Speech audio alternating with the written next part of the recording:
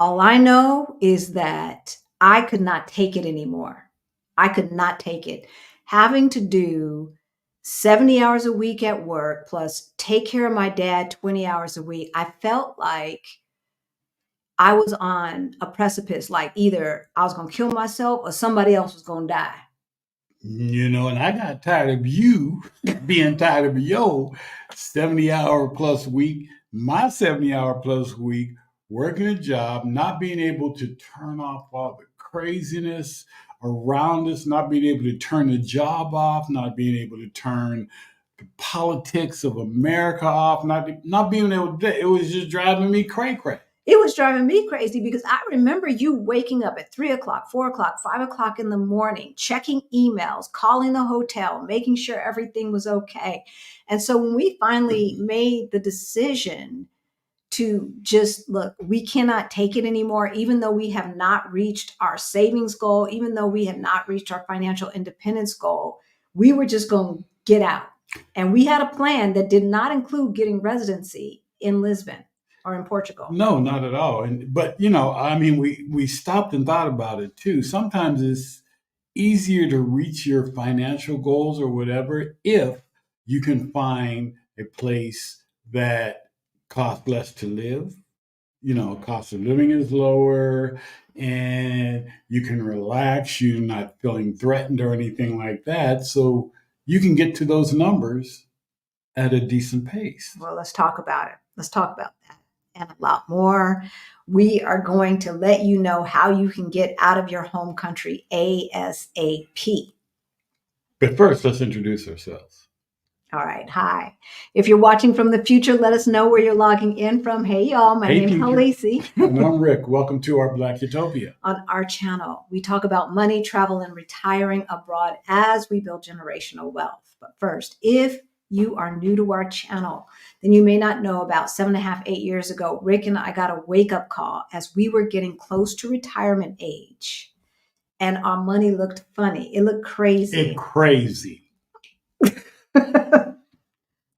Hush, boy. Crazy. Yes, it did. It did. Let's just be honest. But about 3.5, 4 years ago, we got our financial act together and we went from negative 22,000 to over 1.1 million in net worth.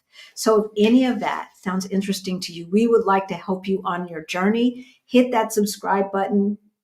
Hit that subscribe button and that notification bell so that you know every single time that we go live. So let's get into it. We're going to give a spoiler alert right now. And we are going to talk about how you can get out of the United States ASAP, right?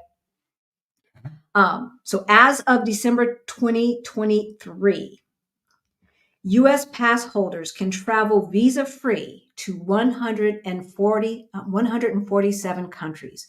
So Rick and I, our original plan was to bop around, slow travel around the United States while saving up a bunch more money because we were not sure what was happening with Portugal, if we would qualify, et cetera, if we would have enough money.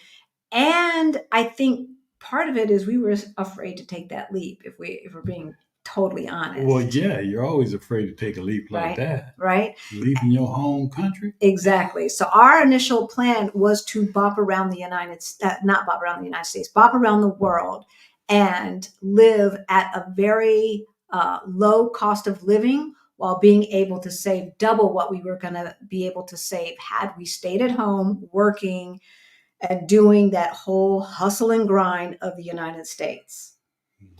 Yeah. So what we are proposing, we are going to talk about the difference between slow travel and becoming an immigrant or an expat.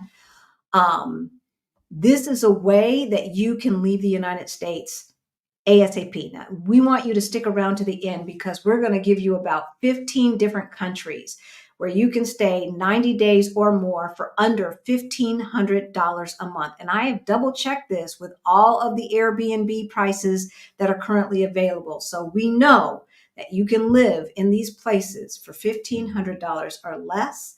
And so here's the thing.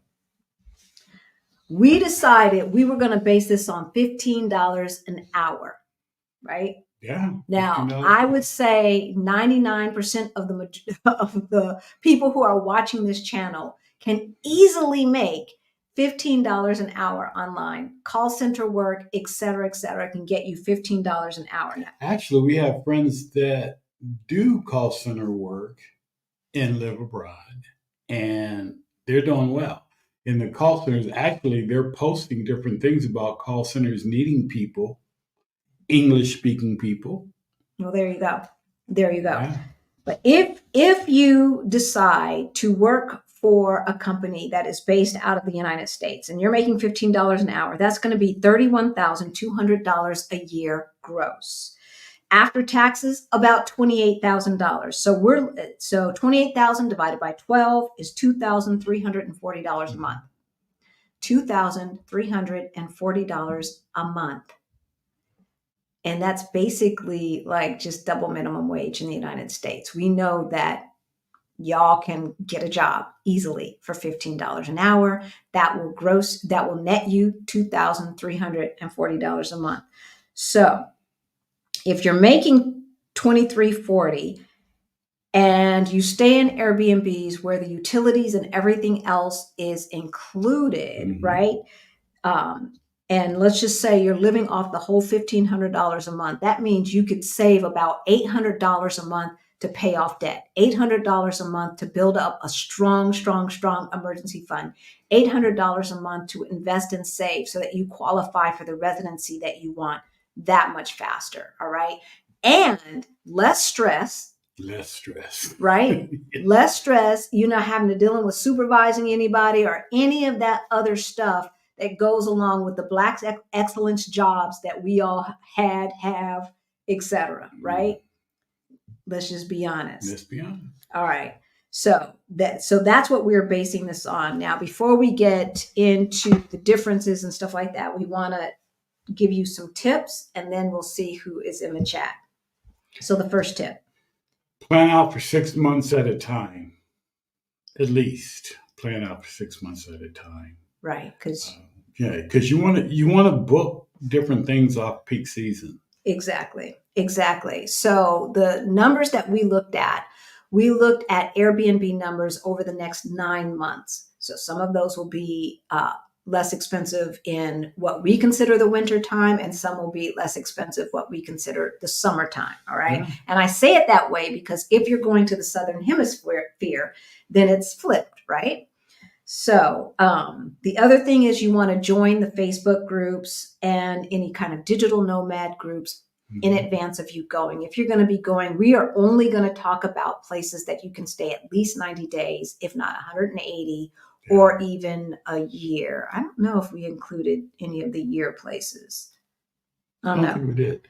I don't think we did either, but we'll see. But the Facebook groups and, the digital nomads and expats are just worth their weight in gold because there's a lot of information. There's a lot of like-minded thinking people there that will share insight, let you know where you need to be, what you need to do, who you need to talk to sometimes, and sometimes how you need to do it. But exactly, that's always in your court, how you need to do things. Now, when we were planning to bop around, there's two things that we did, and I'm just going to name this one and this one. So bring small pictures and things like that make the place feel like home. And then the other thing that we did is we traveled with our own sheets. So we used vacuum pack bags. So we'd be sucking the air out to get those sheets back flat and things like that. And even if you have a favorite pillow, because if you don't get a good night's sleep, I don't know. But if you're going to be bopping around, then, a few things that remind you of home help. And always bring like microwavable foods with you, that because sometimes, you're traveling different places, your plane is late getting in, it's early in the morning, or it's late at night and nothing's open. Yeah. And you don't want to be traipsing around a place that you don't know. Exactly. Trying to find some, KFC or something like that, if they even have them. But a lot of times they're closed. So you want to be able to have something to eat that you can warm up in the microwave, sit down, chill, kick your feet back, and watch TV as you're eating your meal or whatever. So we used to get it from Costco, and they probably have them at other places. The brown rice with flax seeds and garlic, I think it had in it. And then there was another pouch that had like lentils and beans and things like that. And so beans and rice. Yeah. It was healthy. It hit the spot. Savory enough, to get that, get your food on, right? Oh, and yeah. all of that. I mean, it helps so much. It does. It does. You will be hungry when you get to a lot of these places. Like, yeah, I just need something to eat. And you don't want to have to go to the vending machine and get a candy bar. And get a candy bar. So this is a pro tip you definitely want to get. And then lastly, make sure the healthcare system and your travel insurance meet expectations. Yeah, meets your expectations on what you, especially if you're going to be bopping around for long periods of time, avoiding your home country, then you want to make sure that the travel health insurance that you have does what it needs to do. And any of the countries that you choose has health care that you can afford if you get the flu or something like that. Okay. And I think a lot of countries, if you're coming to visit for a period of time, they want you to have like COVID coverage. Well, yeah, and that can be covered in the travel and health that can insurance. be covered in your travel insurance. So it just depends on the country. We want you to go ahead and do your Googles to figure out which of those. The list that we are going to go over is in the description below. Before you even ask, because I knew you were going to ask. I knew you were going to ask. I put it in the description below. There is a link to that list. So let's see who we've got. See who we got in the chat. Say hi to folks. So Word Up Psychotherapy was the first one in. Hey there. It was good to hear all of your comments yesterday on Stephanie's live stream. Hey, Eileen. Hey, Eileen. Christopher. Where you at? Where you been at? Where you at? You always somewhere around the world. Yes. LL Cooper, is good to see you. Steven, good afternoon, OBU family. Hello, hello, hello. Good. The first step is get your passport. If you don't have your passport, get it today. Like go online right now and do the application so you can show up somewhere and get it done. Like no more putting it off. It's a 10-year investment. No more putting it off. Good for 10 years. Exactly. Busy packing up my house, but had to take a break. Yes, Raquel, pack up that house. Pack up that house. Hey, Regina, good to see you. And Jess is in the house. Hey, we got Pinky. Hey, Greta. Pinky. Utopians. Yes, yes, yes. We've got Eleanor from Augusta, Georgia. Is it cold down there or is it still warm?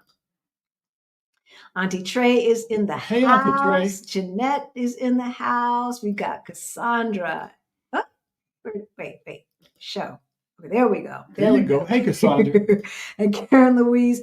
Merry Christmas. Hey, you see, we got our little got a little tree. Yeah, got a little tree in the corner there, our little Charlie Brown tree that actually came with the apartment, y'all. Yeah. It came with the apartment. So, hey, Frederica, she's in Charlotte, North Carolina. Ra is in the house, and we got Alexandria and Tanya and Greta King. Hey, Greta. You made it. We were just talking about you. Were your palms itching? We were just talking about you. Were your palms itching? Mr. Action BJ. Valerina is in the house. Hey, we got Krishan. Hey, Krishan. Hola, pasosh. I know you had a great time in Italy. Yes. And so just want to say that we have partnered again with Krishan of Blackset Global to do our June meetup. That information is in the information below. So you want to sign up before 2024 to get 2023 prices.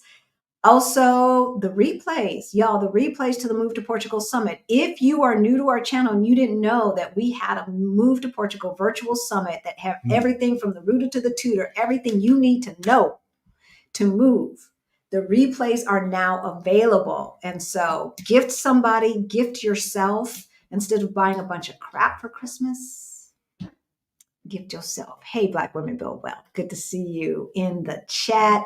And we've got Deborah is in the house, the ABX girl. Pisces Pisces Pret. Pret. Seems like a new name. Hey, Welcome, Pisces welcome, Pret. welcome. As well as ST is a new name. I know I would remember the S period, T period. Good to see you. Thank you for joining us. Hey, Vanessa. And we've got Coral Morris. Vicky is in the house. Hey, Hi, Vicky. Vibe. My Peace. Killer Queen. Yakota is in the house. Alberto is in the house. Hey, Mary.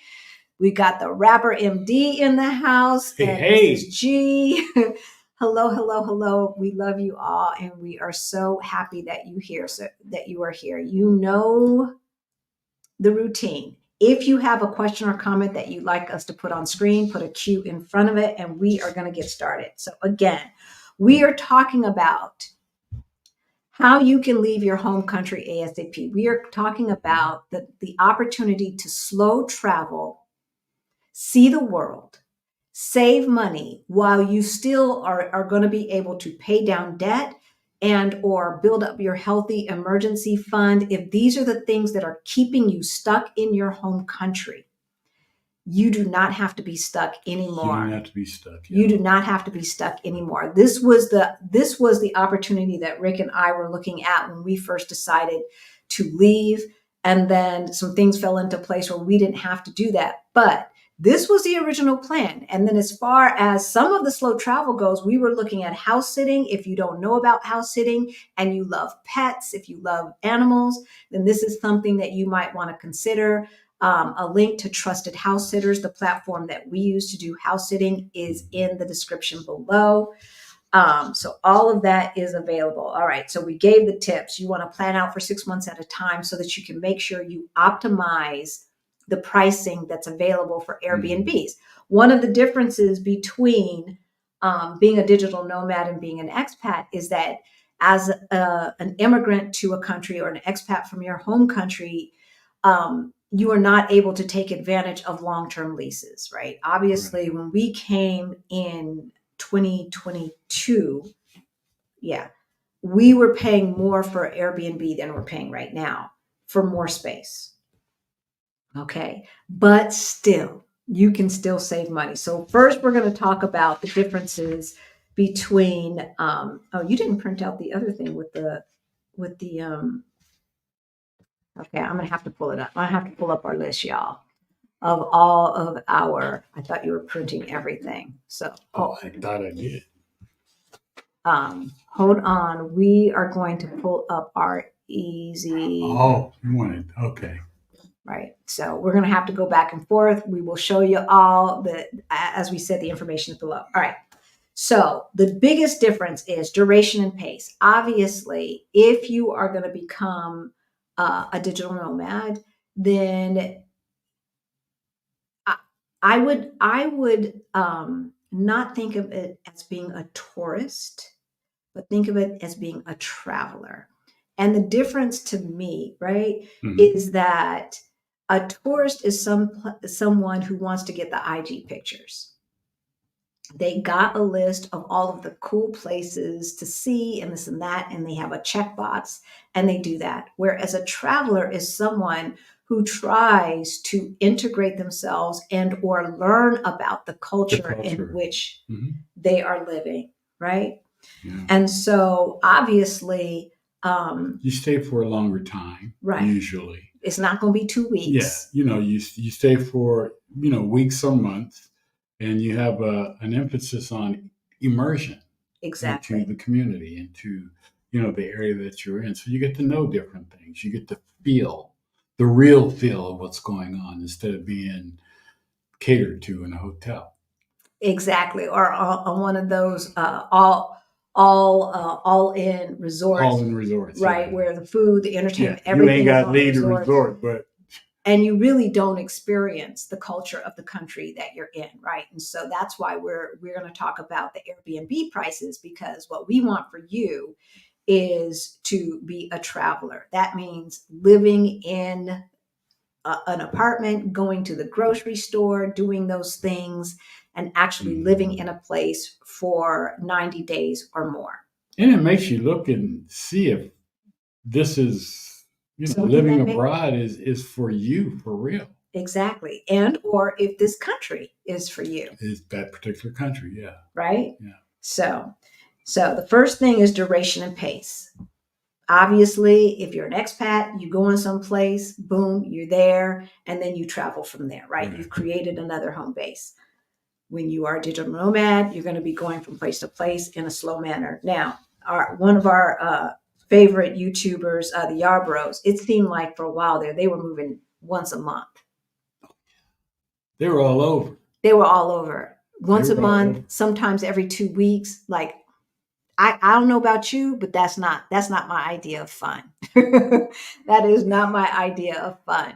However, you have to figure out what it is that brings you joy. And so for us, the idea of being in a place for 3 months and then going to another place for 3 months was totally doable, because that's not traveling every other day, right? You actually get an opportunity to experience the thing. And so number two, the second point is intent and purpose. What is your intent and what is your purpose for choosing this, right? And so you've got to be very clear. The reason why we were doing it is because the United States is too damn expensive. The healthcare is out of control, and the politics will drive you crazy. And so to get out of the hustle and bustle, it's hard. Like we keep saying this, it's hard to heal in the same place that brings you trauma, right? It's hard to heal and cope at the same time.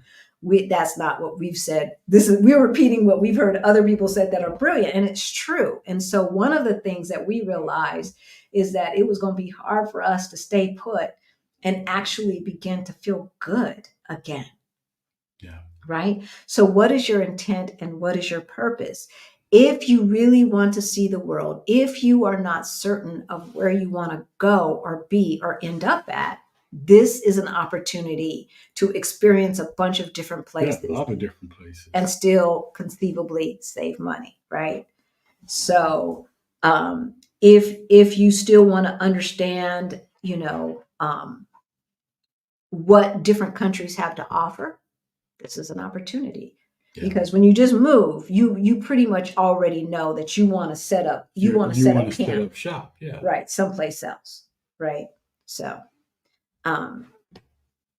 think about that. Number 3, logistical commitment. Yeah. So, slow travel involves a temporary commitment to a location travelers may stay in, accommodations such as vacation rental, long-term stay, but the commitment is not permanent. Exactly. So the unfortunate part about this, as we've said before, is that as a digital nomad, you're going to be paying a little bit more for certain things. One is going to take you a minute to find out where to shop and go get your stuff that is in line with what the locals pay. So that's number one. The first thing that we do is go to the tourist traps, right? Oh yeah. To eat. And if we're grocery shopping in those same neighborhoods, I'm going to tell you, I can walk to a Pingo Dos in one direction and a Pingo Dos in the other direction, get totally different prices. Totally. Yeah. The closer we get to the tourist area, the more expensive it gets, it's going to be. Right? And it still doesn't compare to the United States prices, but it does get more expensive. I can go in the opposite direction and literally for those gluten-free things, pay €1, one whole euro less for the same package of goods. All right. So it's going to cost you more. There's an opportunity for longer stays. If you're going to stay longer than a month in a place, you might want to look at if you feel comfortable negotiating with your Airbnb person off the platform. And then you can maybe take the last 2 months and actually pay less per month for the stay, if this person has been responsive, if this person seems like a real person, et cetera, and you trust them. I have had most of the Airbnb experiences I've had, I would feel comfortable negotiating off platform. Not all, but most. Right. So, obviously moving abroad, you're making a commitment. You're making a commitment and it's going to cost you some money. So then that brings us to number 4, the financial considerations. Oh, yeah. Slow travel can be more financially sustainable than those who can work remotely or have flexible schedules. It allows for more gradual expenditure of resources over time. So to move, it takes to actually move your whole life takes a lot more money than to just get out of Dodge. So I want you all to think about um, if there is an opportunity for you to get your stuff and not put it in storage, but put it in a shed in your backyard while you rent out your house, or your mama shed or garage or something like that, right? Get rid of as much stuff as possible Mm. so that all you have left are keepsakes and things like that. Especially if you know the end result at the end of the day, you are going to move abroad. If you are not sure, then maybe you do want to get a storage unit. But if you think you're leaning towards actually moving abroad, I will go ahead and start just getting rid of stuff, just getting rid of stuff and leaving. So having stuff actually costs you money. It does cost you money. It does cost you money. And most of the time, the stuff that we have, we don't even use. We don't even It remember just that sits we there. have. It just sits there on shelves and in Because cabinets.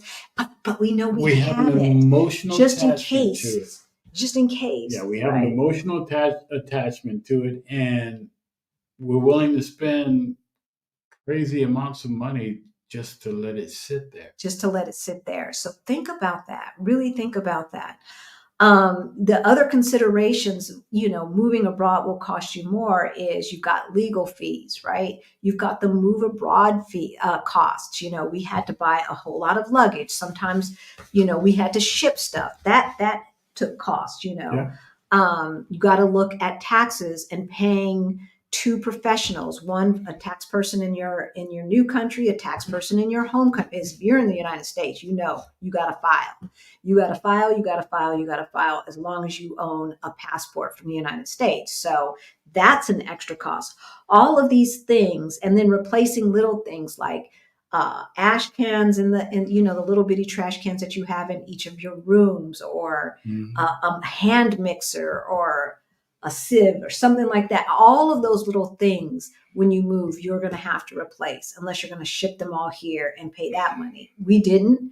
We brought some stuff, but we've had to replace some stuff. That costs money. We've had to ship some stuff. That costs money. Hiring the professionals, that costs money. When you are doing slow travel, you avoid most of those costs because the Airbnbs will have 90% of what you need to live. Yeah. It's not going to have everything for you to cook everything under the sun that you usually cook, right? But it will have most of it. And the thing about it is the utilities are included. So when you get that bill for, €1,000 or 1,000 It's for whatever, everything. $1,000 is for everything. Except your food. And except for food, and then a SIM card in the country that you're in. So that's something else that you want to add to your list. And then lastly, cultural integration. Oh, slow travel offers the opportunity to engage with and understand local customs and traditions, which is very important to do. Exactly. It truly is. I mean, when people look at you and they see that you understand their customs and their traditions, they're more open to you. Not only that, I think once you are away from the United States and your mind is open by all of that you will learn being abroad, I don't think that you will ever look at the world the same way again. Mm-hmm. Right? You will never look at the world, and you'll never look at yourself and your place in the world the same way ever again. There's something about learning what else is out there that makes you reevaluate everything you thought you knew or believed about yourself and your place in the world. Something as simple as standing in a line in a grocery store. Speak on. What do you have to say about that? Standing in line at a grocery store and the guy standing in front of you or the woman standing in front of you all of a sudden opens their change purse and they're counting pennies. Literally counting pennies. And it's taken so much time. And in the United States, somebody's going to say something. Oh my God. Where's the manager at? What this is crazy and blah blah blah. But you learn patience. You learn to relax, to chill, because the cashier is not going to make them move to bring you up next. They're going to wait. And what they don't do, which they would do in the United States, is they don't huff and puff either. Mm-mm. No, right? not at all. Is that what happened when you went to Alshon? No, when we went to Pingo Dos one time and the guy he paid with his debit card, but then he needed something else and he had change and he had a change purse and he opened the change purse. I mean, that transaction took I would say a good 10 minutes for him to move on. But, and I could change to the other lines, but the other lines was just as long and stuff like that. Now that start over. But you just learn to take your time, because when you're up there at the cashier, then you learn that you don't have to rush. That's Because right. guess what? You don't speak the language. You don't know she does. Your NIF number by heart or anything like that. So you're trying to deal and work with different things, and you don't want to hear people huffing and puffing behind you. Right. But when we first got here, it was hard to turn that off. It was hard to turn it off, but you turn it off. Definitely. But I'm going to tell you, look, y'all, talk about undoing some of the stuff. Yeah. It was hard. It definitely was hard. All right. So we have some questions that we want you to ask yourself before we get to the countries that have an automatic visa for United States citizens or an e-visa. We only listed 2 that have e-visas that you just go online, do it, and then you get your answer right away. But for the most part, we're listing countries that have cities in them where you are going to pay $1,500 or less, where you can stay for 90 days or more. And that also are, let's see, I wrote out 90 days. They're 50% safer than living in New York City. They're walkable. They have a decent internet connection. Decent healthcare system. And then we did a search on 1-bedroom city center. Now, I'm going to say that when I was looking up the 1-bedrooms, some of them were studios. So even though I say 1-bedroom, some of them were studios. So I make note of the ones where it was hard to find within a price range that would keep you under $1,500.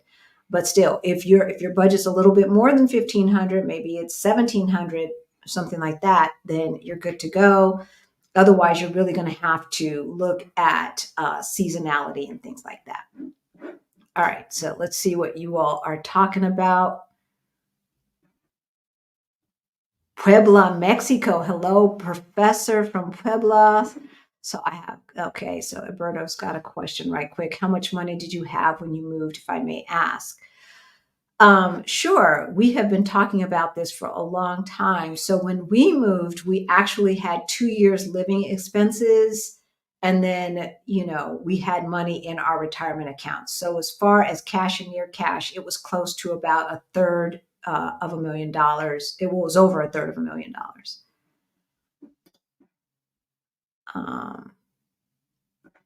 There's always going to be a quiz. So questions that you need to ask yourself before you make this move. Is what brings me joy collecting stuff? Do I like to collect stuff? If so, this may not be the move for you. The whole slow travel thing may not be the move for you. Number 2. Is traveling and experiencing the world appealing to me? And yeah, right. Very appealing. I mean, to me, it seems like if you want to move abroad, then travel would be appealing. But sometimes people only want to travel once a year. Yeah. They want to live someplace else out of the United States, but travel is not big on their list necessarily. But I mean, it's there. It's close. But if that's not something that you want, then slow travel may not be the move for you. Do I understand the tax implications? And this is important. So you want to do your Googles. You want to ask folks before, professionals before you leave, especially you're going to be working from home doing remote work, right? There could be tax implications. So some countries, no big deal. Mexico, no big deal. And by the way, we did not do a search on North America. So that includes Mexico and what we consider Central America. None of those places are going to be listed in this list. But in any event, so Mexico is not a big deal as far as taxes. Some places, and we've heard this if you've been watching from Katrina, who talks about expat taxes, sometimes you have to pay taxes where you're at. Now, it's probably not going to be an issue in most of these places, but do your Googles ahead of time. Yeah. Getting residency can limit travel. So if, like for us, right, we decided, you know what, we don't need to do this as much as we thought we were going to need to do it. Let's go ahead and get residency in Portugal ASAP. And I'm glad that we did. However, when we got residency, they were so backed up that we got a yes in October 2022, but we didn't get our green card until June, right?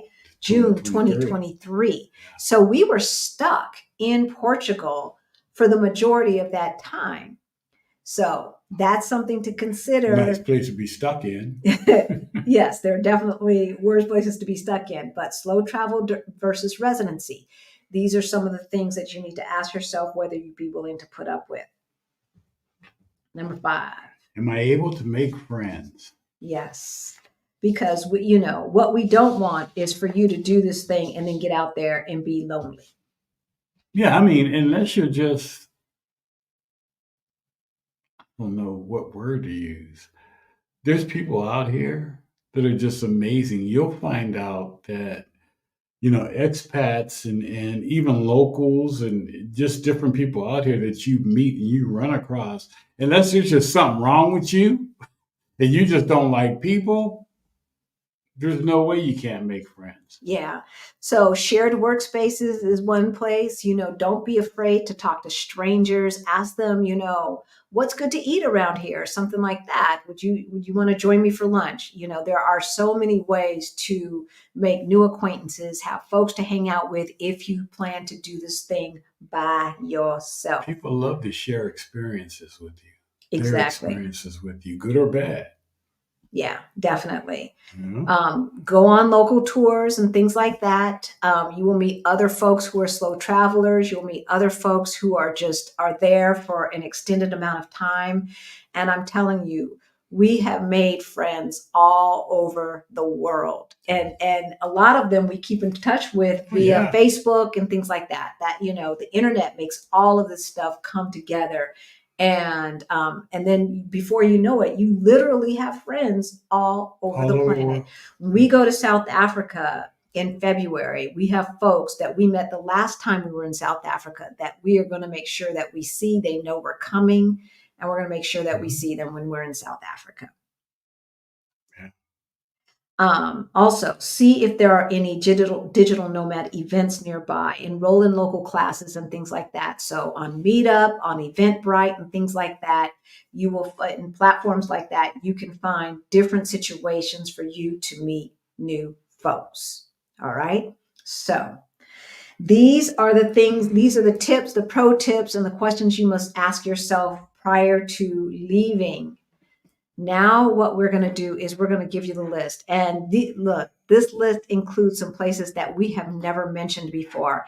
And probably if we were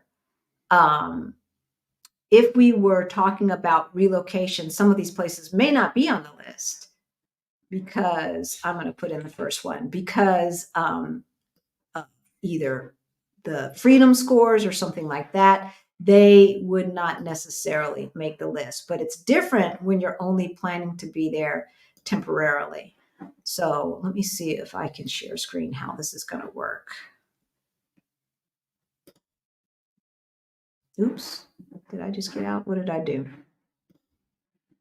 Nope, that's not what I want to do. What do I want to do? Present. Share screen. There we go. Okay, so showing you the Google map, and let me see if there's a better way to do this. Oh no, I don't like that. That's fine. That's fine. All right. So I'm showing you the Google map because, like I said, some of these places are um, not very popular. So the first place that we have, the first country that we're going to talk about is Colombia. Colombia. How do you And say that? Menezes? Min- Manizales? Manizales. Manizales.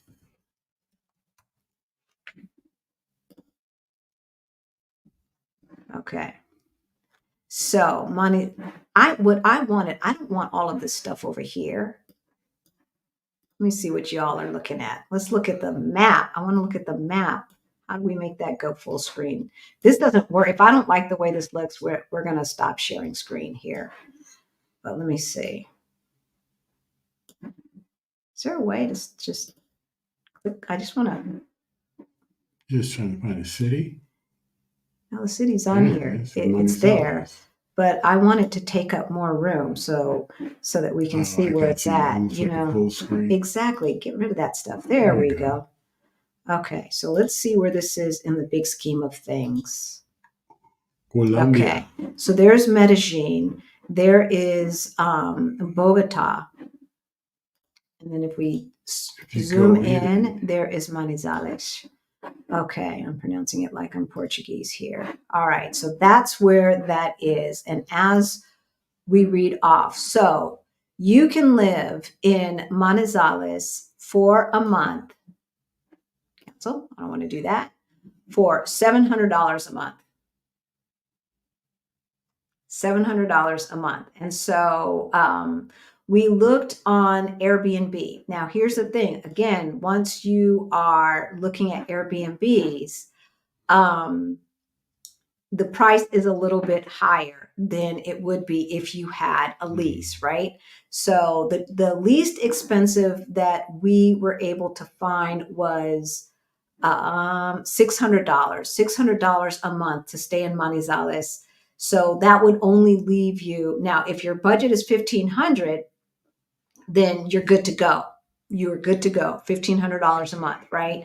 Manizales, it says if you actually live there, you can live there for $700 a month. Well, not when Airbnbs are costing 600, but you could easily live there for $1,000 a month because the Airbnbs cost 600.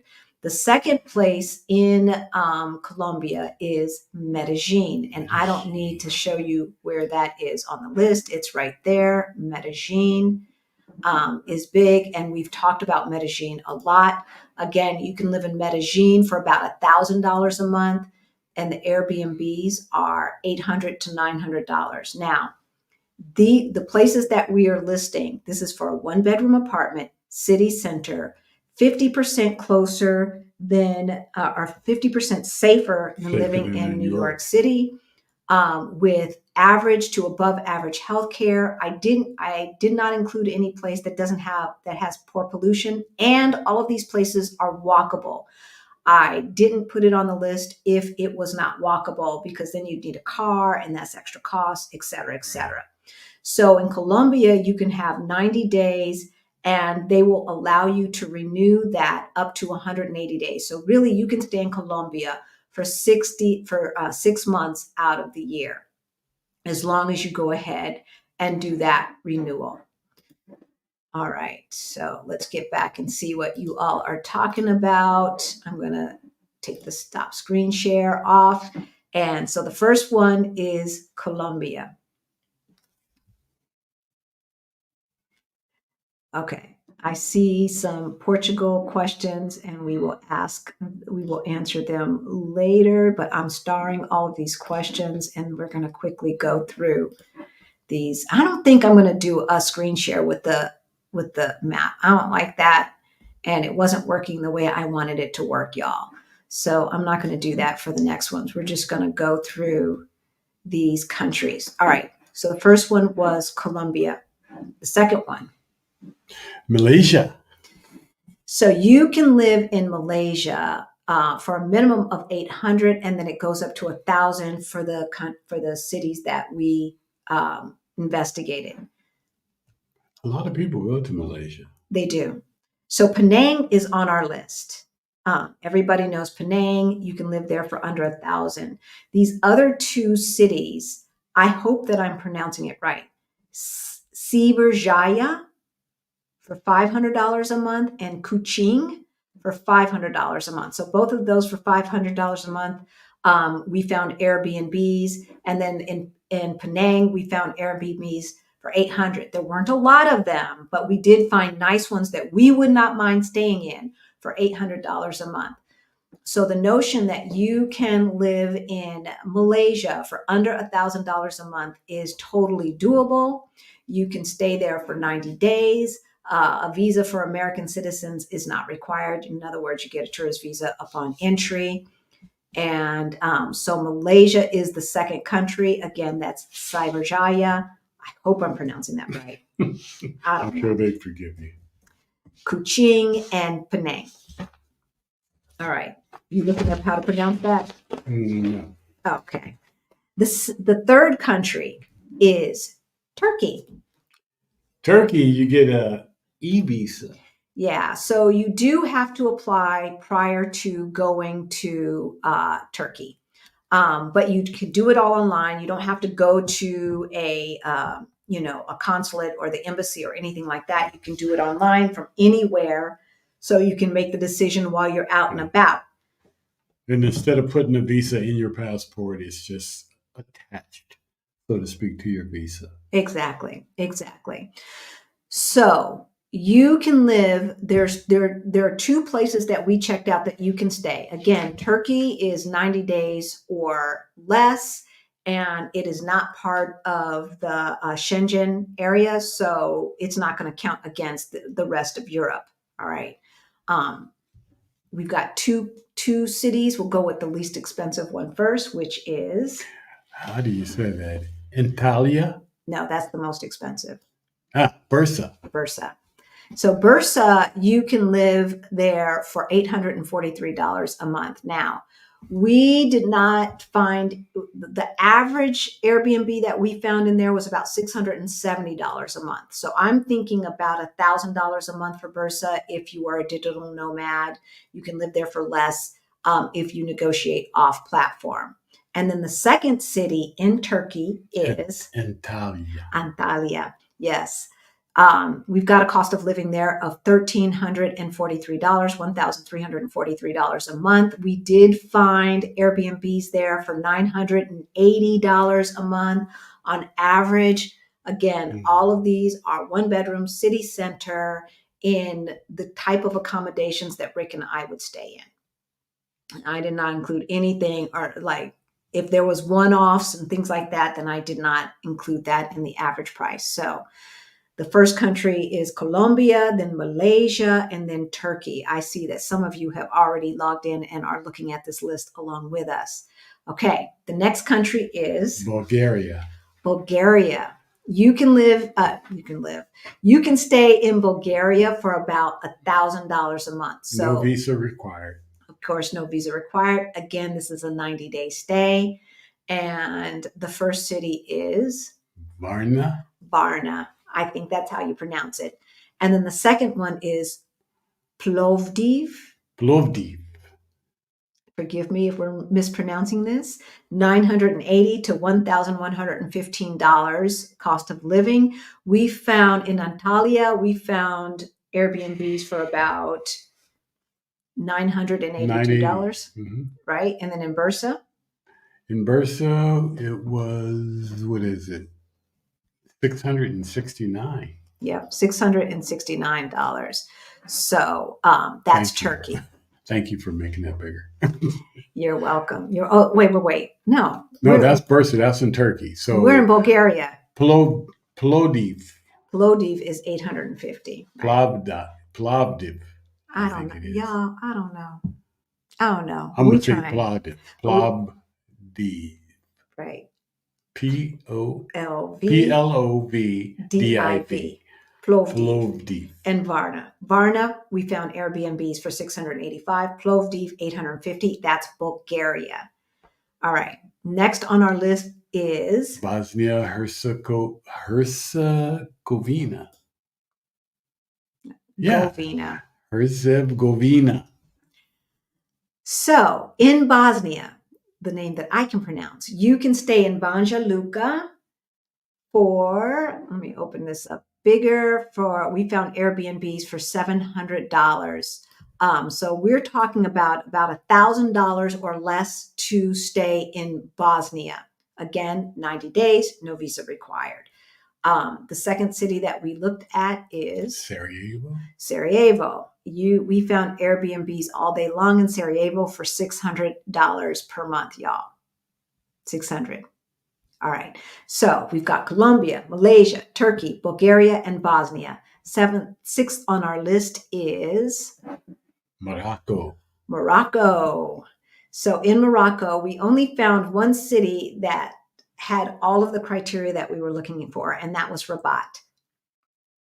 It has to have a certain amount of safety, at least 50% safer than New York City, right? Average healthcare, a little less pollution, and walkable so that you would not have to worry about renting a car. And in Rabat, you can live there for under $1,000 a month. We found decent Airbnbs for $800. $800 a month. The next on our list is Ecuador, and we're back to Cuenca. So this was on our list as a place to retire to. In Cuenca, you can live for under $1,015 in a one-bedroom apartment. And we did find Airbnbs in Cuenca for $700 a month, y'all. $700. All right. Eighth on our list is Romania. Again, no visas required. You can stay 90 to 180 days. They have a renewal process. You do have to renew. There are 3 cities in Romania. Again, with these pronunciations, y'all, be patient with us. Timisoara, I would say Craiova, and Sibiu. CBU, right? And so in order, $1,172 to live in Timisoara, Craiova, $1,061, CBU, $1,095. Oh, you're looking over here. Okay. Whoops, where did we go? Okay, but we found Airbnbs in order for Timisoara, $850. Yes. Craiova, $800. CBU, $700. $700. Okay. So to live there for about $1,100 a month is totally doable. I would say $1,200. So you have some extra money to do this and that and the other. If the cost of living, here's the thing, y'all, that we want to emphasize. Just because the Airbnbs are more expensive than what the cost of living dictates, it's probably because one, they're thinking about tourists. Number 2, there could be a lack of Airbnbs because of laws passed. Mm-hmm.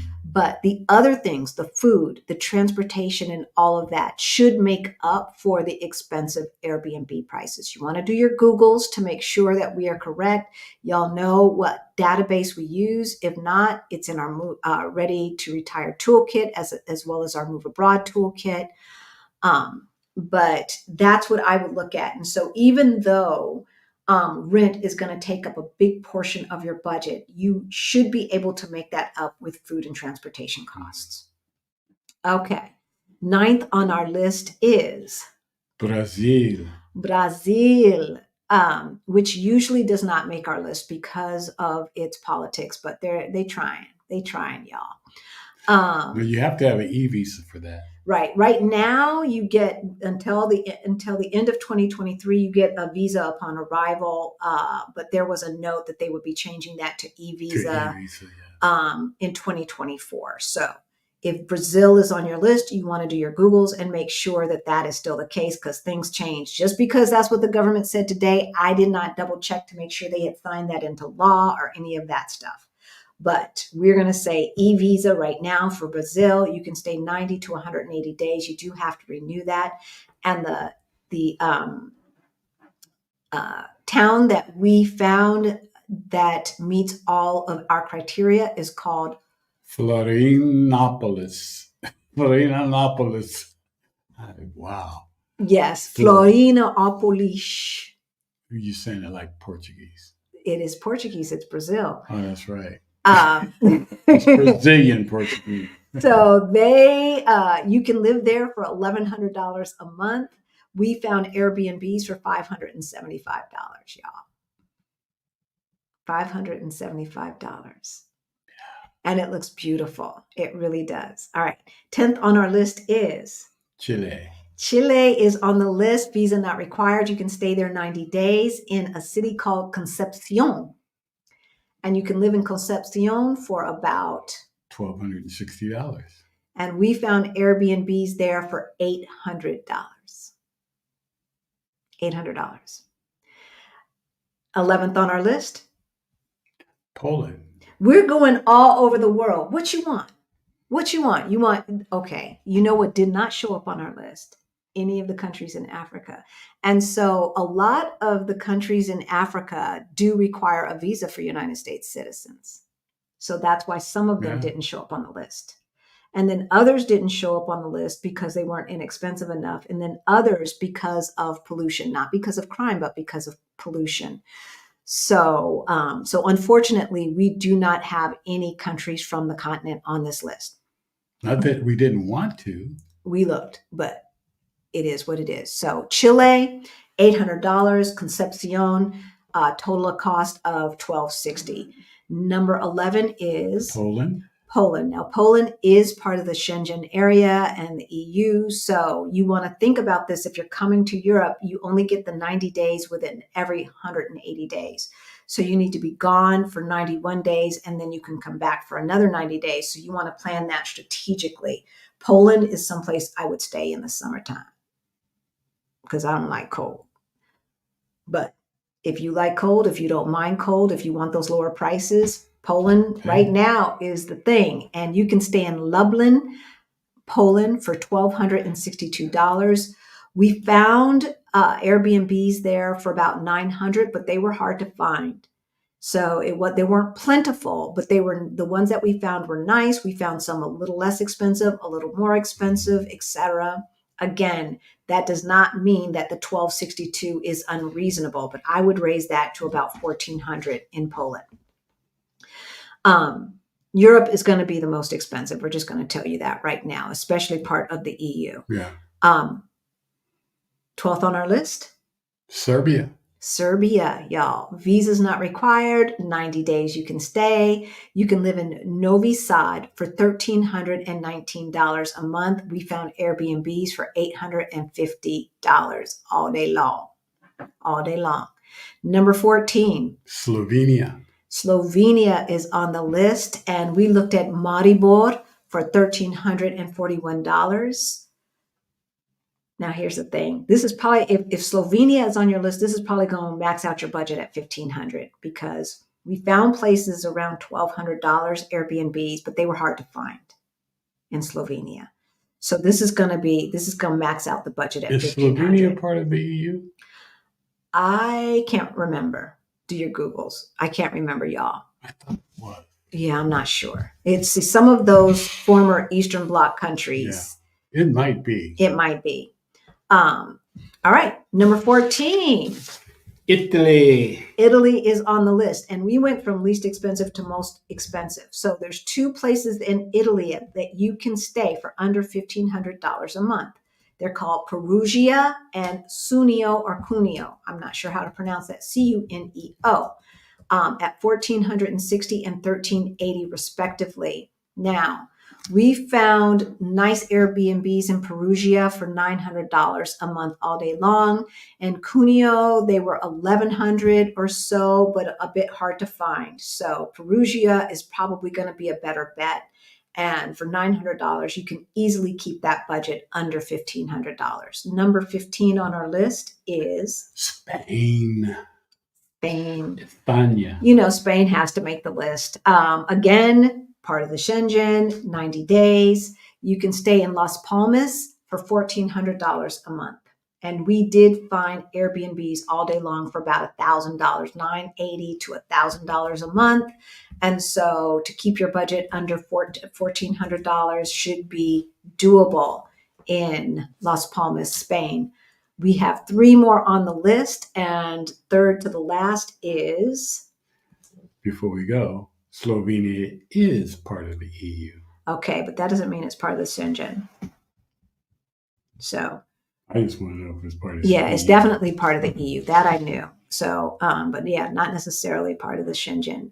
All members of the EU are not members of the Schengen area. I don't know. I believe it is. I don't know these politics. I'm not even trying to know. Seriously. Yeah, it says right here. It's a member state. Okay, EU good. after All right, so Slovenia does count as part of your 90 days in the Schengen area. All right, Greece. Greece. You can live in Heraklion, Greece for $1,440 per month.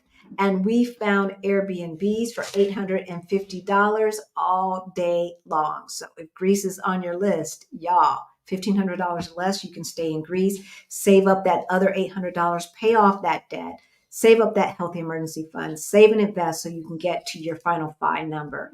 Number 17 on our list is Japan. Osaka, Japan.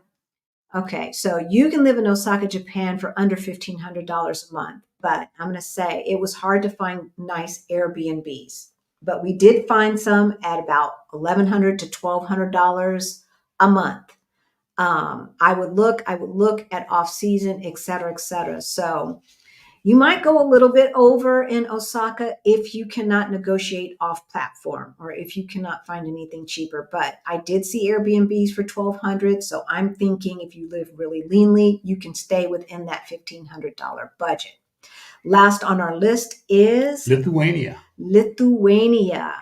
And we're looking at Kaunas, Kaunas, Kaunas, Lithuania. And we have a listing price, cost of living there at $1,492. And we found Airbnbs for $850. So from the most expensive to the least expensive, we've got Lithuania. And then Japan. And then Greece.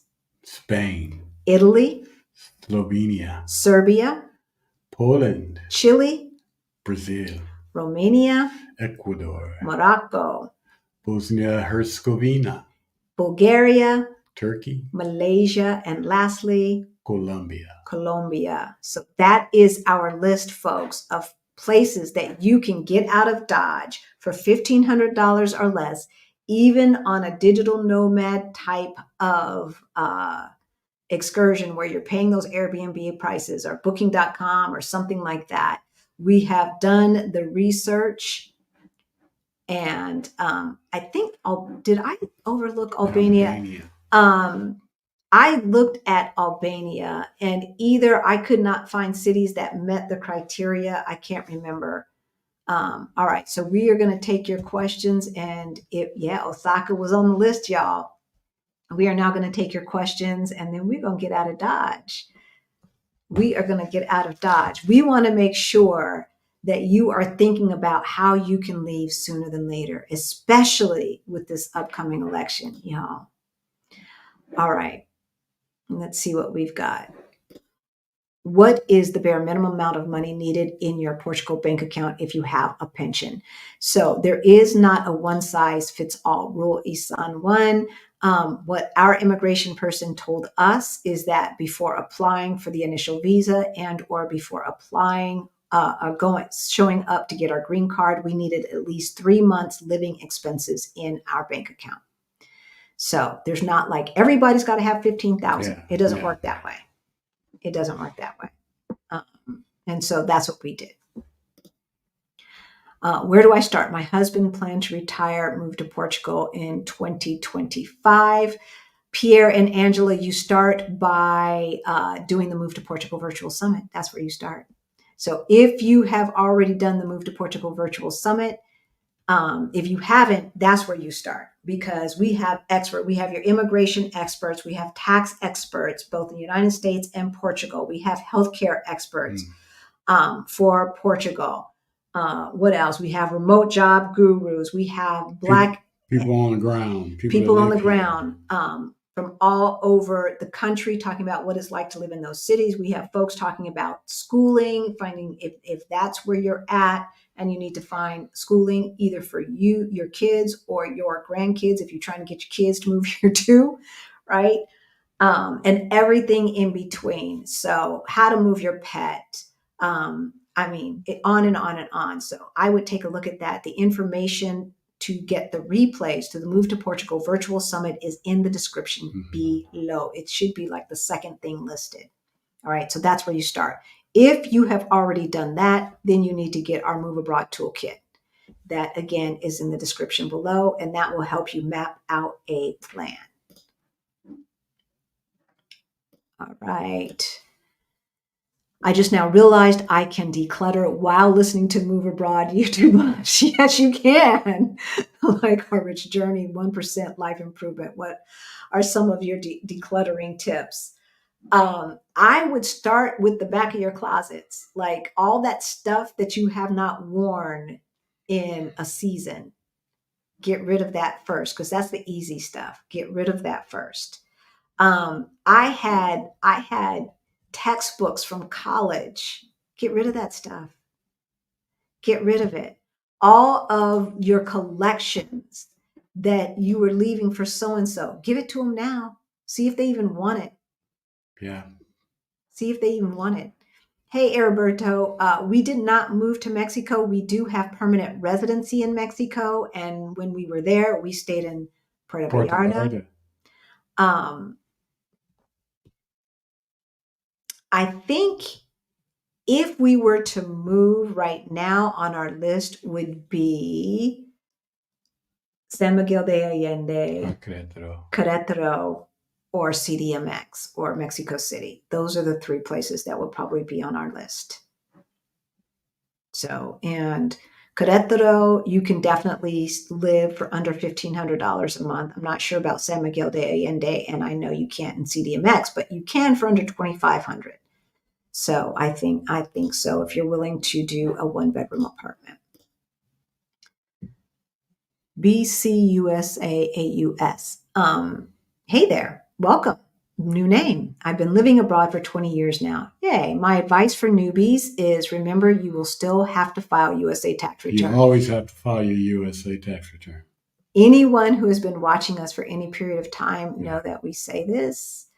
Uncle Sam is that drunk butthole uncle that shows up at the family reunions, taking advantage of everyone, talking mad crap, and just being ignorant. You always have to file. You don't always have to pay, but you always have to file. So I would always err on the side of filing, even if H&R Block or somebody says, well, you're just on Social Security and it's only X amount of dollars. File. Just file. Like it costs nothing to just file. So I was so afraid, but finally did when USA announced an amnesty for expats. Okay. Yeah.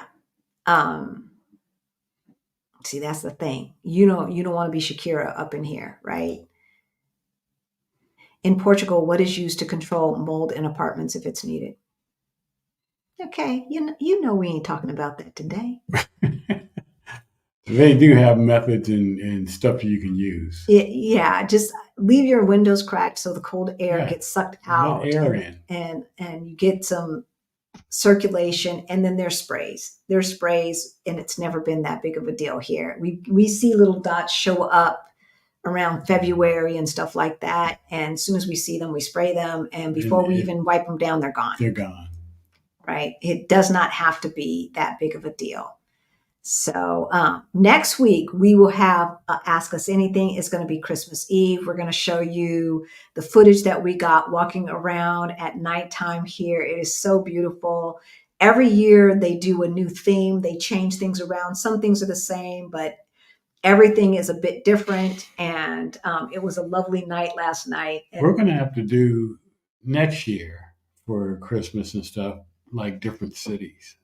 Oh yeah, we're definitely. I wanted to leave and go to Paris, but he was like, because we got to go back to the States in January. So and then come back and go to Africa. Yes. Yeah. It's a hard lot. life. It's a Yeah. hard life. But this will be a good respite in South Africa. So yeah, Albania, for some reason, Laura did not make the list. But I would check that out. And I do believe that they have a 6-month visa or maybe even a year in Albania, but they weren't meeting the other criteria on our list. And so that's why I didn't include Albania. So that's what we've got for y'all. Let's see what you guys are talking about. And if we're good, we're going to let y'all go. Let's see. For those of you who still need to get their money straight, if you are thinking about this and you do have to have some savings, y'all. You cannot leave with absolutely no money in the bank because you're going to need to pay for airfare, right? And so I wouldn't leave without having at least 5,000 or so dollars in the bank. All right. And you will also have to budget in the airfare to the next place. Once you are in a place, so here's another pro tip. If you choose like Ecuador as your first place, right, then I would choose Colombia or someplace like that as my second place because the airfare in between is going to be less expensive than, from Ecuador to Portugal, to Greece, to back to Colombia, to Mexico. You right, like once you're on to Malaysia, once you're on one side of the world, bop around there for a little bit and then choose another continent and bop around there. That will keep your costs down. All right.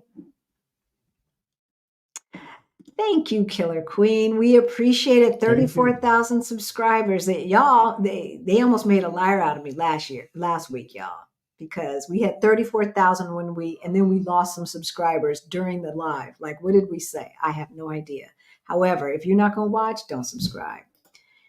And we're good with that. That's what I don't understand. Do we really not need a visa to visit some of the EU countries? I have a VFS appointment in January to get my visa to come to Portugal in June. Okay, Deborah. Being a tourist, right, and staying just for the 3 months is different than getting a residency visa, right? So you're going to VFS to get a residency visa so that you can be here for 2 years. 2 years continuously. Now, once you are a resident of a country, especially Portugal, there is an obligation that you stay in country for a certain amount of time, right? You can't just go get here and then just start bopping around like you could if you were getting a residency visa for Mexico, for instance, where there is no requirement for you to stay in country.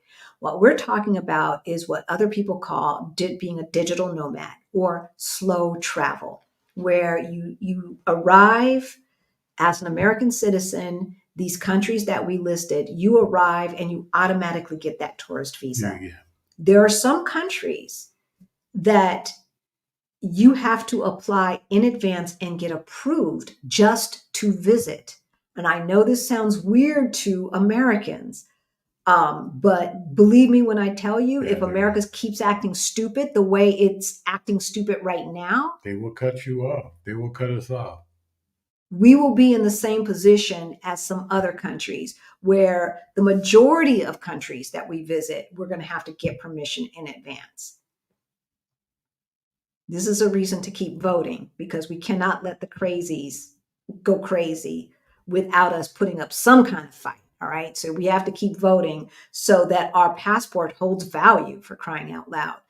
All right. So if you want to come here just as a tourist to only stay 90 days, you just, as an American citizen, you just show up and you get an automatic 90 days for visiting the Shenzhen area or for visiting Portugal. Okay, so that is the difference. We don't think of a tourist visa as a tourist visa because as Americans, we usually don't have to apply for anything. We just show up with that blue passport and, and we think everybody got it like that. Nah, baby, everybody does not have it like that. And if you're holding a passport, let's just say from Colombia, you can't just show up wherever you want to show up and think that you're going to be let in. Yeah, right? Actually, Japan has more places that they can go. Yeah, Japan's without a visa than passport is stronger than our passport. these days. Thanks, Trump. Thank you. Thank you for that. I'm researching changing my domicile out of Maryland to keep as much of my income as I can. Yes, $250 isn't much here in the U.S., but elsewhere, it's half a grocery budget. It may be your whole grocery budget or all your utilities. Definitely more. That's like almost double our total utility bill here in Portugal, or round trip ticket someplace. Absolutely. Absolutely. And so what Christopher is talking about, which our other new subscriber or our viewer was talking about, taxes. You will possibly get a reprieve from paying federal taxes if you have become a tax resident of another country. Ric and I are now tax residents of Portugal.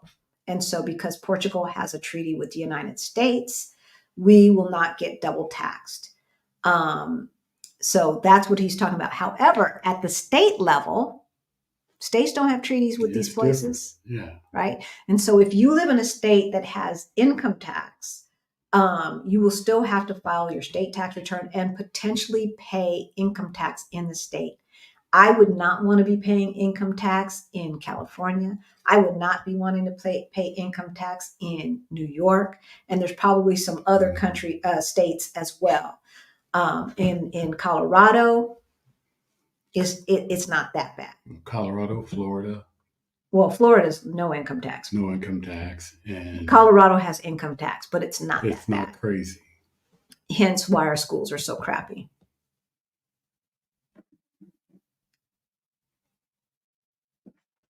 Okay, so Frederica's moving to San Miguel de Allende next year. Yeah, it has lower cost of living, which I'll need. Yes, I joined 2 Facebook slow travel groups for retired folks and tips and experience. Yes, there are. Frederica, can you list the Facebook groups that you belong to in the chat? That would be great. I know there's a 60 plus. I know there's some Black digital nomad Facebook groups as well. But if you could list those, that would be great for our community. Better than microwavable food, good that you can eat right now out of the can or package, and some crackers just in case there's no microwave. Yeah. And that's the thing about those packets of rice and beans, they're already cooked. So if they're room temperature, they'll taste just fine. Right. Another thing that people do is those things of peanut butter with crackers, with separate crackers, not the put together ones, because that's not real peanut butter. That's like some sugar with some peanuts in it. That's what I'm saying. And you know what? 2025, late 2024 into 2025, y'all, Ric and I are going to be on the road. We're going to be on the road. Yay! Got my husband finally to sit down with me to see y'all. Hey, hubby, how are you? Yeah. Welcome.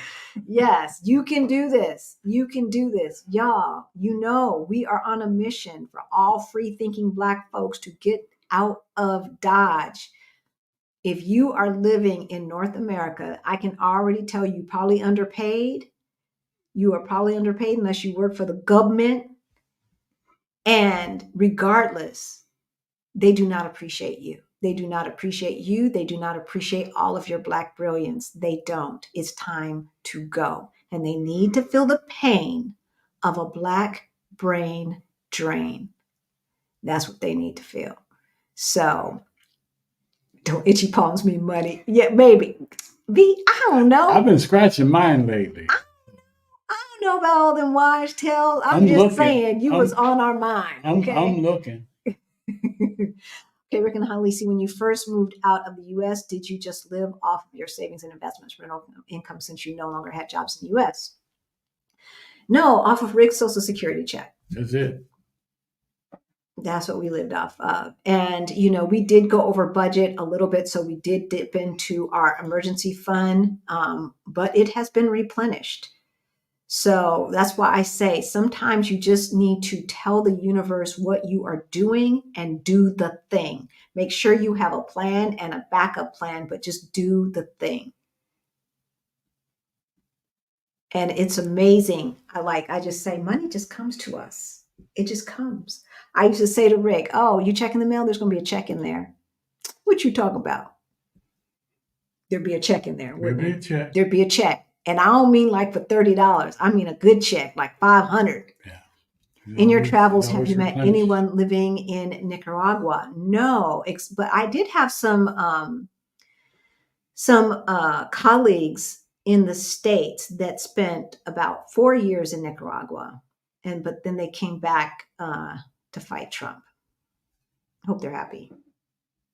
I might have stayed, but they felt compelled to come back to the States to fight Trump.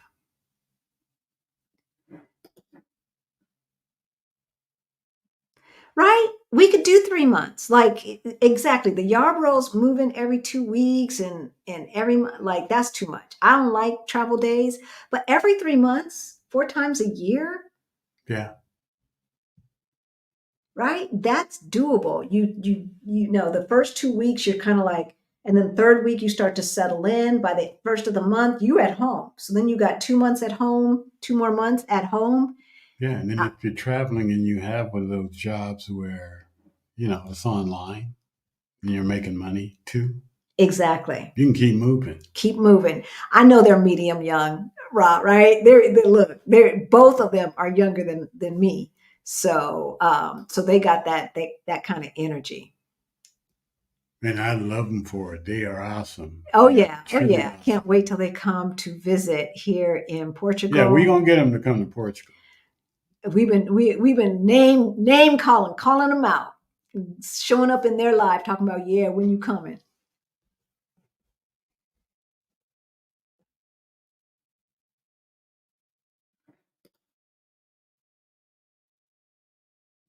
right? And that's the thing. And that's the thing. Even though the cost of living, when we're talking about $1,500 or less, you're going to be stretching it in Europe. At the end of the day, depending upon where you live in the United States, is still maybe a drop in the bucket. And then you can knock out that debt, right?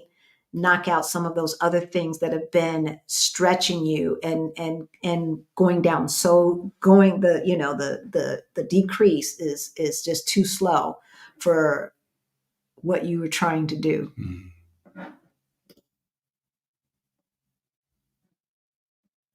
Keep them on if you're going to put stuff in storage. Look, storage is the biggest scam. Only if you think that it's going to be a minute before you actually make that move should you put stuff in storage. Otherwise, Try to avoid it. try to avoid it. See if you got a corner of Grandmama Nim's You already uh, answered that. garage or something. You already Okay, answered yeah, it. I answered that on the fly. Now that you are settled, do you feel at home there? Yeah, totally. Totally. Totally. So much that when we go somewhere else, like when we went to England and we went to Spain, which was beautiful. It was beautiful. The weather was great. The accommodations where we were staying were great. But I wanted to come back home. I was ready to come back home. After 3.5 weeks, I was ready to come back home. Yeah. So for those of you who are just tuning in, we live in Lisbon, Portugal, y'all. And I think, it's interesting because we ran into some folks last night at the timeout market. If you're watching, send us an email. The email is in the about part of our homepage for YouTube channel. So most YouTubers have their email address under the about. So you can email us so we can meet for a coffee or to break bread or whatever. But as we were walking around, it's interesting because the young man asked, what is the thing that we love most about Portugal? Yeah. And, for me, it was not a thing, it's a feeling. And it is the feeling of wonder. There's still, when you live in a place where the architecture and everything is so drastically different than what you grew up looking at, you always feel like you're in a new place, right? I don't necessarily look up anymore and taking pictures of every single architectural detail of every single building like I was when we first got here. But it still feels a bit new, even though it feels like home. And I still get thrilled by the stuff that other people may think is mundane. So one of the things that they do here in Europe, at least Southern Europe, because we've been here during the Christmas seasons. This is our third Christmas season actually in Southern Europe. And the first time was before the pandemic. So they either around the basilicas or churches or in the squares, they have Christmas festivals. And the reason why I love them so much is because it feels like all walks of life come together to enjoy the festivities. And so we went into the one at Rocio, the main Rocio Square, and it felt like all tourists. It was crowded as all get out, and we filmed some stuff and then got out and then went to the Went to square. the smaller square right next to the other one. I mean, there's like a couple of streets in between separating them, but it's the same square, and it was like totally different. It was like the locals. Yeah, it was had more of the local vibe. Exactly. And you get some food. The food is fresh. They're making it right there in the booths. You get something to drink or whatever have you. And there might be music. There might be live music. There might be, you just don't know. And it's just basically something to do that's very low cost. And we went from square to square to square. For it was starting at Eduardo Park and that whole thing. And they have rides there. They had Ferris wheel. They had more rides this time actually than they did last year. And we walked from there all the way down to the river, and we just stopped at every single festival along the way. And it's a vibe. Yeah. It's a vibe. And so when people ask, what is the one thing that you love about Portugal? It's not a thing. It's a feeling. It's a feeling. So, yeah. All right. I just now realized I can do, okay. We answered that one. Igami. What part of Mexico? I'd gotten that one.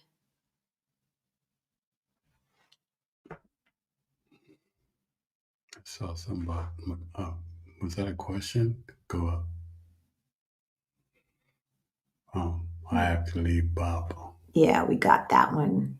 We got those. All right, y'all. It looks like, let me just make sure.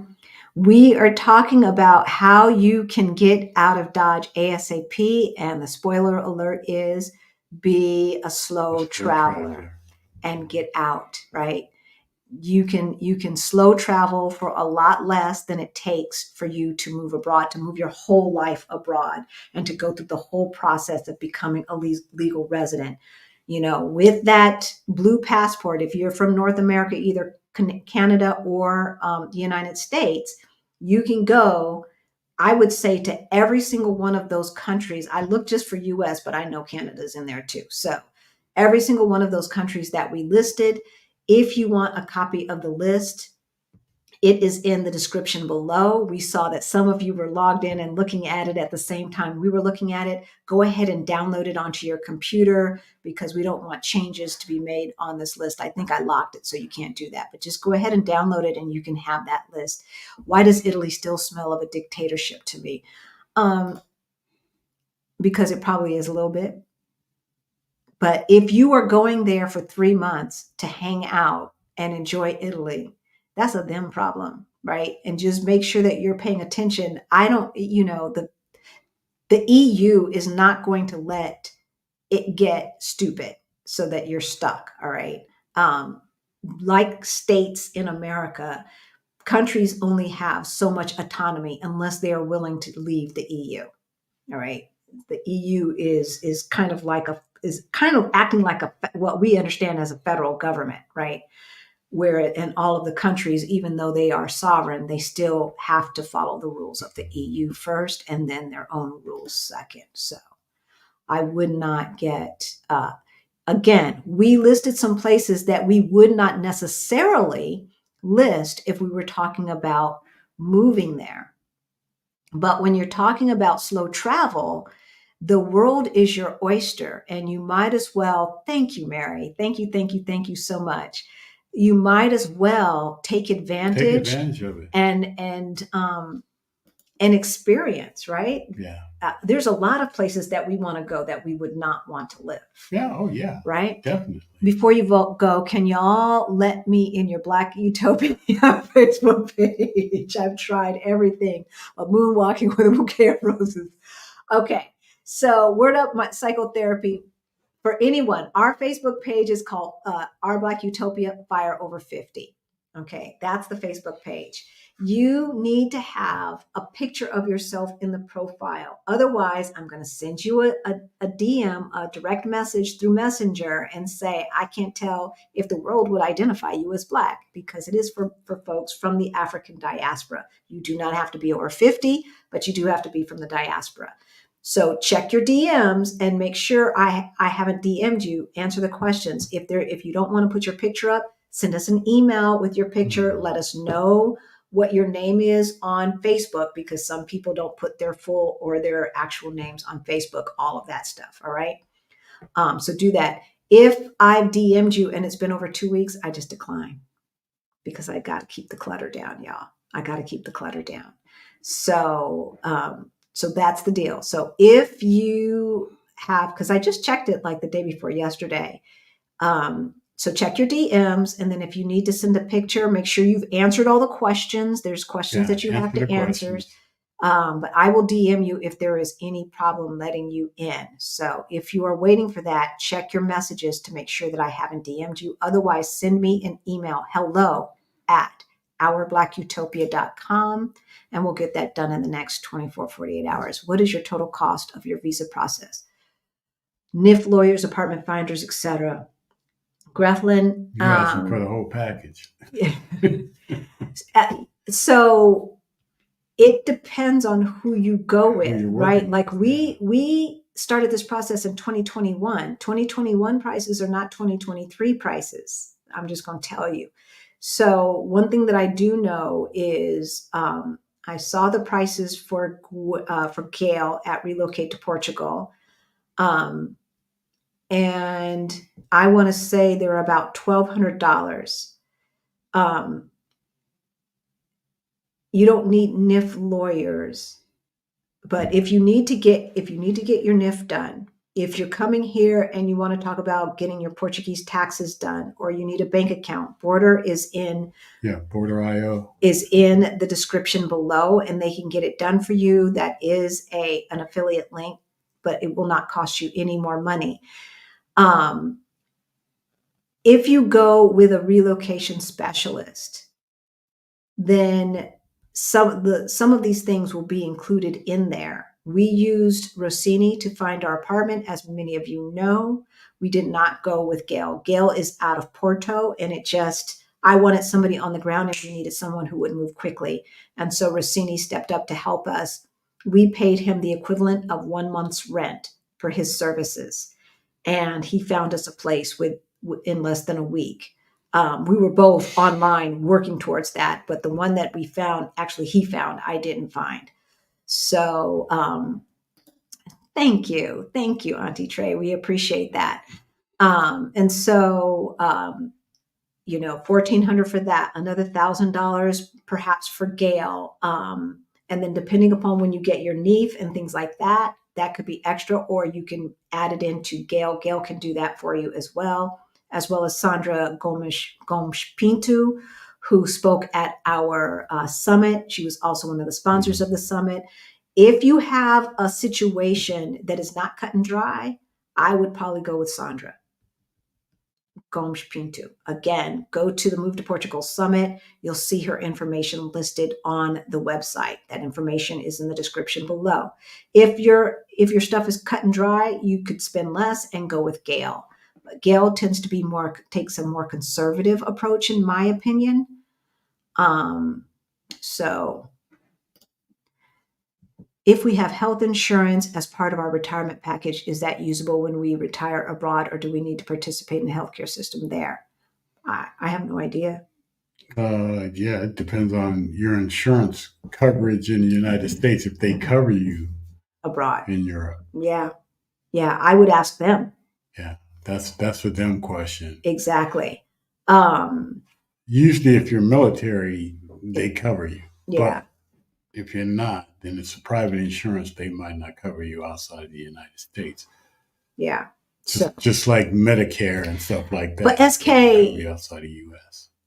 in general, healthcare is a fraction of the cost outside of the United States.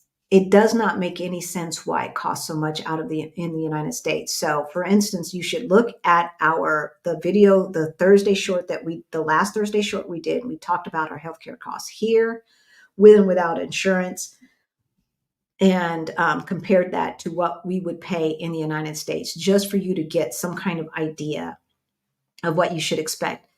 Health insurance works differently everywhere. So, like to say we have private health insurance here in Portugal, it doesn't mean the same as it does in the United States. And so, again, I don't want to get into all of that. We explained some of that in that video. So, you've got to kind of change the way you think about it. And then again, it depends on where you're going. So, if you're going to bop around, I would get a very good travel health insurance, um, and then see what the costs are before you go. If you've got the flu or something and you just need, or a checkup, you just want to do a checkup, you can do that in other countries for a fraction of the cost, probably without insurance. Is it worth changing domicile before moving abroad? Absolutely. Absolutely. Like Chris, I don't know. I think you're in the Northeast, which tends to have high taxes. I think he was in Jersey, was he? I thought so. Yeah, it tends to have high taxes. If you can get residency in Florida or something like that, where it's zero income tax, especially if you don't own a place or you're planning to sell it. Register to vote. Move yourself down to Florida or someplace like that. Get residency down there. If you've got a friend, you can use their address, etc. And yeah, because you definitely do not want to be paying taxes. Okay, I'm not sure what COP is, but I've got to put this up. I wish this were dollars. I don't. So I think these are moved to Colombia 6 years ago. So these are colones with only 30,000 and a small online job. All right, Andre and Andrea, love crossing borders. Today, happily married 4 years, new SUV, new house, $120,000 a year. Wow, travel globally. We just got home from Lisbon, Madrid, Barcelona, and London. You're correct. There's life outside of the States. Thank you, thank you, thank you. Have no idea what 100,000 colones is in dollars or euros, but let me tell you, this money will go to our scholarship fund for anyone who needs to get their finances straight. Beyond the Bling Money Mindset Makeover for Financial Independence. You can now gift this. So Christmas is upon us. Give the gift of financial independence either to yourself or to someone else. That information is below. Beyond the Bling Money Mindset Makeover. We go over everything from assessing your expenses to how to invest, how to start a side hustle, and everything in between, how to calculate your FI number, et cetera, et cetera. So thank you, thank you, thank you. $25. So thank you. He looked up colones. So today it's $25. Thank you so, so much. We will make sure that it goes to good use and that we help our community is helping the community get their money straight, right? I was reading that you can't collect your Social Security if you're living in another country after 6 months. Is that true? No. No. Maybe unless you're living in USSR. Yeah, I mean, if you're living in a country that's not like North Korea, maybe not. Keep your American bank account. They don't know where you're at, and have them put it Yeah. in, but it's against the law. I mean, think about this. Social Security is not something that we just get, right? We have put our money into that. They have taken money out of our paycheck. Since the day we started working as a W-2 employee, they have taken money out of our paycheck. It is an earned benefit. And so Yeah. it's not like disability or something. This is an earned benefit. So if you want to stop, like, you write me a check then for my balance. Uncle Sam, see? Drunk Uncle Sam. Yeah, keep Drunk your and American bank account out of and control. just have your Social Security deposited in your American Yeah. bank account. I know people who have been living abroad for over a decade and still collect their Social Security. They transfer chunks when they need to transfer it, etc. Why family always trying to bring you down when you tell them you want to move abroad? Because they don't want to see you do better. That's right. They want you stuck in the misery. They want you there with them so they can know. It's not about that. Right. They will try to guilt you. Don't fall for it. Do you. They can always they can fly wherever you are. They can visit as long as you want them to stay. Then they gotta go home. But That's why, look, that's why I put the thin blanket on the guest bedroom. So you only here for a little bit of time. Mike was just in Lisbon last week for a short visit, yeah, already there's planning Mike. long. Look, y'all need to come back in June for our meetup. That's what you need to do. That's what you need to do. What is the flat city? What was it with the trees? What is the flat city name with the trees? I'm assuming that you mean here in Portugal. That city name with the trees was it Park de? Well, that's not a city, but the No, neighborhood. Parco de Arcos. Was it that? They're not. It's not flat. It's only flat by the river. Yeah, it looks flat. So I have no idea, Jess. Parque das Nações, Park of the Nations, is a neighborhood here that is flat. But shoot, we took the bus from the river yesterday and got dropped off, made us feel like we live in a flat neighborhood. Yeah. So yeah, I mean, it's flat up here where we're at. We just have to go down, but we can take a bus all day long and get to the top of the hill. I wouldn't worry about that. You just, she's referring yeah, to. but I'm not sure what you're referring to. And we're going to wrap this up. Is the far right gaining political power there, like in the Netherlands and Italy, or is it a non-issue? To hear Portuguese talk about it, it's a non-issue. From the Portuguese people that we talk to, it is a non-issue. And then the far right is not the far right like it is in the United States and a lot of countries. It's not the same. Yeah, some of what they consider the far right here is kind of like the old version of the Republican Party in the United States. Eve Needs, welcome. Never seen your name before. I like very well Charles de Gaulle Airport. Oh, Charles de Gaulle was a terrible experience. Yeah, it was a terrible experience for us too. I don't know what they're doing in France. I don't know. We got attitude until they saw our American passport. Then they changed their attitude. And I was like, okay, that's not cool.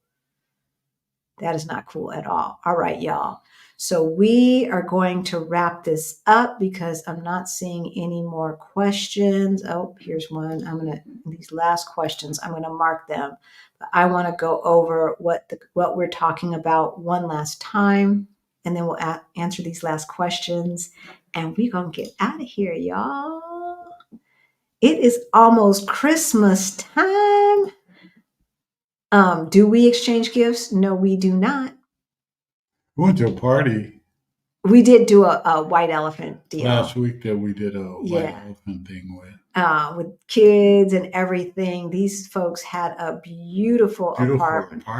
I mean, huge, great deck. company. Oh man, food galore. It was fantastic. The food was off the chain. It was definitely off the chain. We did a potluck thing. It was fantastic. Yes. So, all right, very quickly, we are talking about being a slow traveler as your way to get out of Dodge ASAP. We have a list of the countries and the cities with all of the information that we found out in a spreadsheet that you can link to that spreadsheet and download it onto your computer in the description below. We listed Colombia, Malaysia, Turkey, Bulgaria, Bosnia-Herzegovina, Morocco, Ecuador, Romania, Brazil, Chile, Poland, Serbia, Slovenia, and Italy, Spain, Greece, Japan, and Lithuania. So those are the countries that are on our list where you can go and stay there for $1,500 or less. It's time to get out of the States. Go check it out. All right? Go check them out. We gave you, we cracked the code for you. You now know what you can do and what you need to do. Vicky says, this channel has opened my mind so much. Thank you, Vicky. Thank you. Thank you, Halisi and Rick. Before today, I had not considered slow travel, but it's starting to sound like a good idea. Yeah, it works. And, right? And even if you are planning to do the move, this is a way, one, where you can get rid of your stuff, like put a date on it. 3 months, I'm out. Get rid of this stuff because you can keep moving that deadline, keep moving that deadline. Then you're out and about. You can save up more money and make sure that you have all the qualifications for your new home city. And that's one of the reasons why we wanted to do this show tonight is because, you know, it's a lot to try to think about getting things together to move somewhere permanently. And it's like, well, wait a minute, there's a faster way. There's a faster way. You get to check things out, find out which places you like to go and which places you think you would like to live, and then go move forward with it. Exactly. Exactly. This was the plan that we had. This was the plan. We were going to include house sitting in that and lower our costs even more. Heck, you can stay in London all year long and never pay for housing if you want to house sit. All year long. There are always hundreds, and there are more house sits than house sitters in London. In London. Yeah. You can be there rent free. Exactly. Come over to Shenzhen, then go back. 90 days, 90 days, 90 days, 90 days. Do what you need to do. Really. So Anya says Attorney Pinto may also help. So yes, Sandra Gomes Pinto, who was one of the sponsors and is a relocation specialist as well as an immigration attorney. And yes, she can definitely help you with relocation. That is one of the things that they do. And they also help you find a place if you want a one-stop shop. Again, we used Rossini because it was fast and we had already engaged somebody else. For retired military or active duty on leave, there are military bases throughout Europe. Yep, that take TRICARE. Absolutely. There is a military base in Rota, Spain, and on the Azores Islands off of Portugal. Well, they take TRICARE here because there are at least 3 veterans that we know that are in our circle of acquaintances that have used TRICARE. And used it here. They also have supplemented that with private healthcare insurance because private insurance here is not it. Look, go watch our video. It does not cost the same as it costs. The costs are different. We pay for the year what some people pay for the monthly for the month. Yeah. Easy. Yep. Thanks for a comprehensive list. I was taking so many illegible notes, trying to keep up. You don't even have to do that. The list is available because I knew y'all was going to ask. As always, y'all looking out for us and giving us detailed information. You are welcome, Vanessa. Love you back. And Katura, new name, welcome. Can you all do one on Panama? We are looking for some folks to interview from Panama. So if our listeners or our viewers have anybody that you want us to interview who has relocated to Panama, I have literally been looking through IG and YouTube, etc. But if you follow someone or know someone that you'd like us to interview, please put it below. And Andre and Andrea gave us some more colones. Thank you so much. The only 3 countries where you can get your Social Security, you cannot get your Social Security: North Korea, Russia, and Cuba. Yep. Also, don't expect most family and friends to understand that piece right there. Right, because they're not. Misery loves company. That's number one. Number two, everyone does not necessarily have an adventurous spirit. And then number three, so many of us live in a constant, perpetual state of fear. And if you're coming from a place of fear, one thing that they always said, and Stephanie was talking about yesterday, a bird in the hand is better than two birds in the tree or whatever in the bush, right? You know the statement. Not necessarily. Not necessarily. So the bird in the hand that we had was a miserable life in the United States, and we knew what to expect, and we knew what we were going to get. And yes, it was.